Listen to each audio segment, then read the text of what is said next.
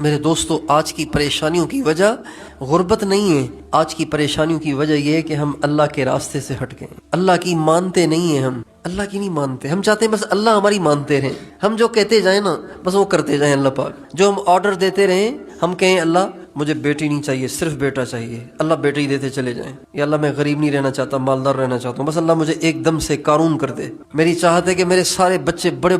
بڑی نوکریوں پہ لگ جائیں، بس میں کہتا جاؤں اللہ کرتے جائیں، ہم یہ چاہتے ہیں، ہم اللہ کے تابع نہیں بننا چاہتے، اللہ کو اپنے تابع بنانا چاہتے ہیں، اسے لوگ بھوگے پھرتے ہیں عاملوں کے پاس، مولویوں کے پاس، حافظوں کے پاس، اماموں کے پاس، بزرگوں کے پاس، اس کا